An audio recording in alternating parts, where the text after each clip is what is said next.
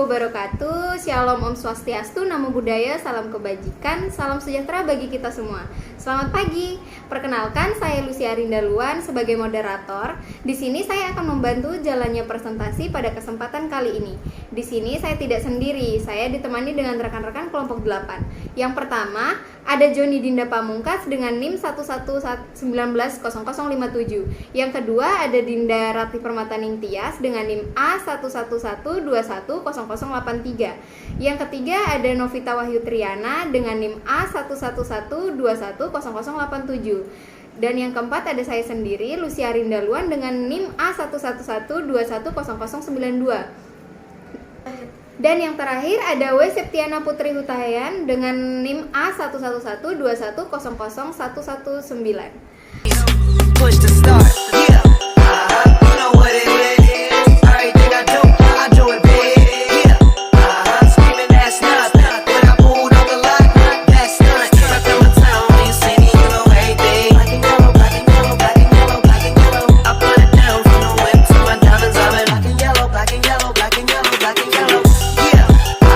You know what it is. Everything I do it big. Pada kesempatan kali ini kami akan mempresentasikan hasil diskusi kami yang berjudul Penyelesaian Sengketa dalam Kontrak Internasional guna memenuhi tugas mata kuliah Hukum Perdata Internasional. Berikut latar belakang akan disampaikan oleh teman saya, Joni. Kontrak adalah sebuah kesepakatan yang diperjanjikan di antara dua atau lebih banyak pihak yang dapat menimbulkan, memodifikasi, atau menghilangkan hubungan hukum. Kontrak perdata internasional adalah perjanjian yang dibuat oleh pihak-pihak yang berasal dari negara berbeda dan memiliki unsur asing. Unsur asing tersebut bisa berkaitan dengan subjek, objek, ataupun pelaksanaan perjanjian. Menurut Hukum Perdata Indonesia dalam KUH Perdata pasal 1320 untuk mengesahkan perjanjian memerlukan 4 syarat, yaitu sepakat mereka yang mengikatkan dirinya, kecakapan para pihak, suatu hal tertentu, dan suatu sebab yang halal. Sedangkan dasar hukum kontrak internasional adalah perjanjian internasional yang terdiri dari kontrak for the international sale of goods atau disingkat CISG dan the Odroit Principle of International Contract tahun 1994 yang selanjutnya disebut UNIDROIT. Penyusun klausul kontrak harus dibuat dengan teliti untuk menghindari terjadinya sengketa. Klausul perjanjian penting karena semua alasan berikut. Yang pertama, ketetapan dan kejelasan. Klausul memberikan rincian spesifik tentang ketentuan perjanjian, mengurangi ambiguitas dan potensi kesalahpahaman. Yang kedua, manajemen risiko. Dengan menguraikan kewajiban dan tanggung jawab setiap pihak, klausul membantu dalam mengarahkan serta mengurangi kemungkinan yang berkaitan atas kontrak. Yang ketiga, perlindungan hukum. Klausul yang disusun dengan baik dapat melindungi para pihak dari perselisihan dan tanggung jawab hukum, memastikan bahwa perjanjian tersebut dapat ditegakkan di pengadilan. Yang keempat, fleksibilitas dan penyelesaian. Klausul memungkinkan penyelesaian perjanjian untuk mengatasi kebutuhan dan keadaan unik para pihak yang terlibat. Yang kelima, penyelesaian sengketa. Menetapkan proses penyelesaian sengketa atau sumber daya yang mungkin dihabiskan untuk litigasi. Yang keenam, kepatuhan terhadap hukum. Klausul memastikan bahwa kontrak mematuhi hukum dan peraturan yang relevan sehingga menghindari sanksi hukum. Kontrak adalah sebuah kesepakatan diperjanjikan di antara dua atau lebih banyak pihak yang menimbulkan, memodifikasi, atau menghilangkan hubungan hukum. Kontrak perdata internasional adalah perjanjian yang dibuat oleh pihak-pihak yang berasal dari negara berbeda dan memiliki unsur asing. Unsur asing tersebut bisa berkaitan dengan subjek, objek, ataupun pelaksana perjanjian. Menurut Hukum Perdata Indonesia dalam KUH Perdata pasal 1320. Yang selanjutnya materi akan disampaikan oleh Saudari Dinda. Dalam sengketa kontrak Marina Bay, pihak-pihak yang terlibat adalah pembeli yang bertindak sebagai pemohon atau claimant, yaitu PT Asia Mandiri Liner Indonesia.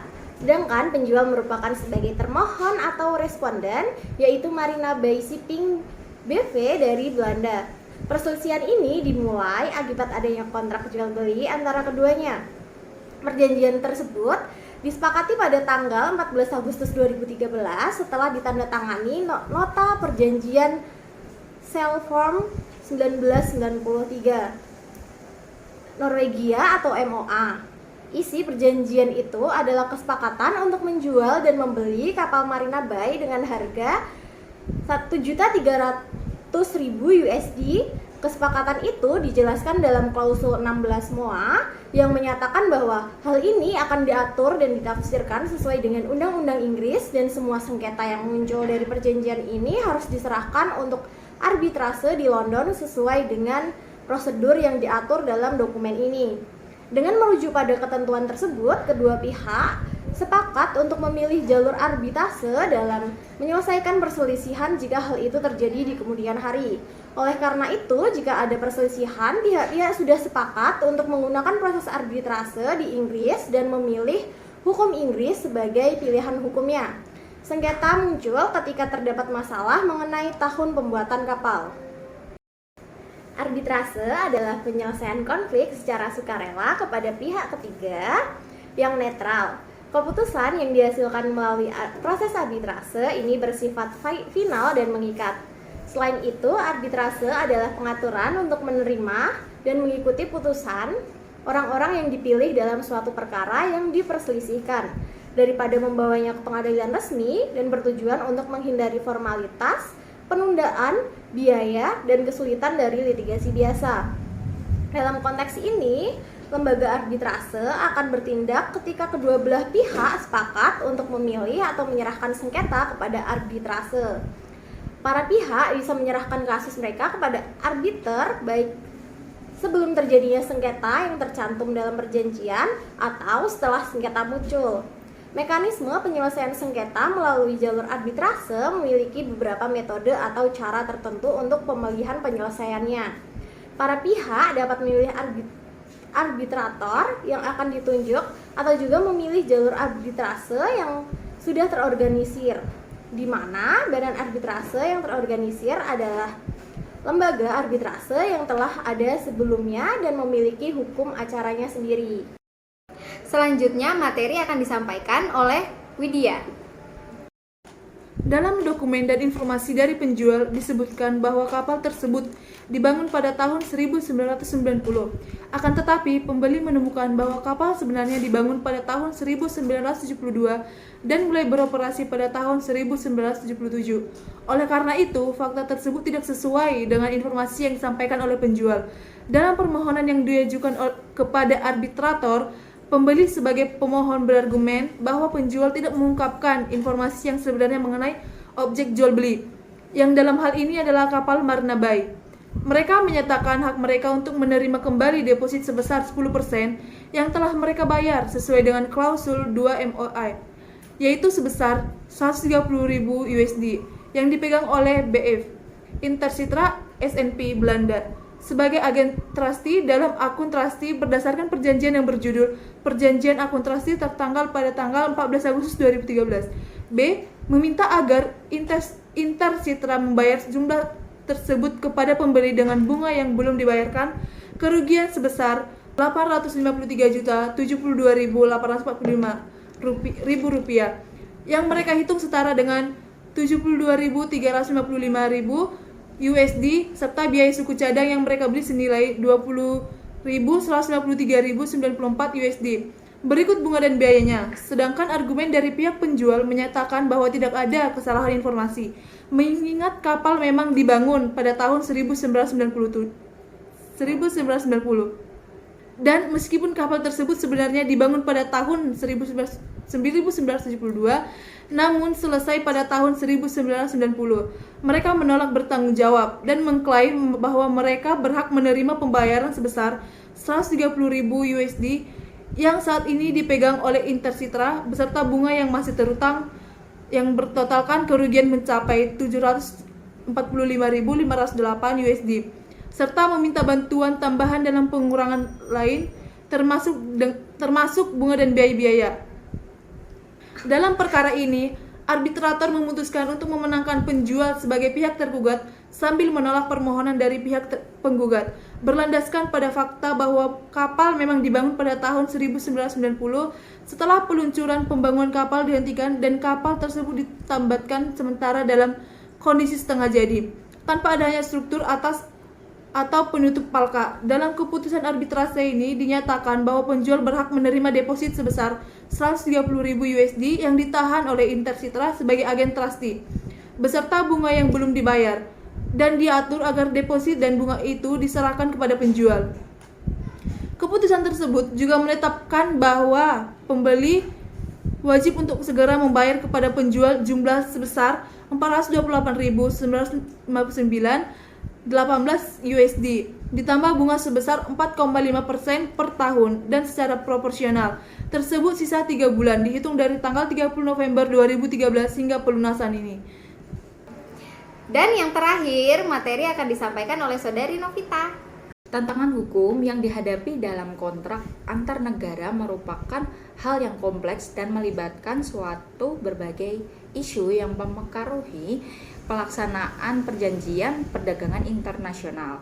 Salah satu tantangan utama yang sering muncul adalah perbedaan sistem hukum dan yurisdiksi antara negara-negara yang terlibat dalam perjanjian tersebut. Perbedaan ini dapat menciptakan ketidakpastian dalam hal penafsiran dan penerapan ketentuan-ketentuan yang tercantum dalam kontrak, sehingga berpotensi menghambat kelancaran transaksi perdagangan internasional. Salah satu contoh perbedaan dalam konsep hukum yang berlaku seperti hukum kontrak, tanggung jawab hukum, dan hak milik dapat menimbulkan kesepakatan dan dalam penerapannya. Selain itu, perbedaan yurisdiksi antar negara juga berpotensi menyulitkan penyelesaian sengketa yang timbul karena setiap negara memiliki sistem hukum dan prosedur peradilan yang berbeda. Menghadapi tantangan-tantangan ini, para pihak yang terlibat dalam kontrak antar negara perlu memiliki pemahaman yang mendalam mengenai perbedaan sistem hukum dan yurisdiksi yang berlaku di negara-negara yang bersangkutan. Beberapa langkah yang dapat diambil untuk mengatasi ketidakpastian hukum dalam kontrak antar negara antara lain adalah pemilihan hukum yang berlaku atau yang dikenal dengan choice of law, yang memungkinkan para pihak untuk menentukan sistem hukum mana yang akan diterapkan dalam perjanjian mereka. Selain itu, pemilihan forum penyelesaian sengketa sangat penting, di mana para pihak dapat sepakat untuk menggunakan mekanisme penyelesaian sengketa internasional yang dianggap lebih netral dan efisien. Salah satu mekanisme yang sering digunakan adalah arbitrase internasional yang memungkinkan penyelesaian sengketa tanpa melalui proses peradilan negara tertentu. Dari materi yang telah disampaikan, kami menarik kesimpulan bahwa kekalahan PT Asia Mandiri Lainet Indonesia di dalam penyelesaian sengketa kontrak internasional dengan Marina by Shipping BV Belanda berawal dari ketidakcermatan tim dari PT Asia Mandiri Lainet Indonesia yang kurang memahami isi klausul-klausul yang ada di dalam kontrak tersebut, dan pemilihan negara yang menjadi tempat penyelesaian sengketa juga tidak tepat karena Inggris tentu akan lebih membela Belanda dibanding Indonesia. Sekian presentasi dari kelompok kami, mohon maaf jika ada salah kata dan semoga bermanfaat bagi kita semua. Saya Lucia Rinda Luan mengucapkan terima kasih, sampai jumpa.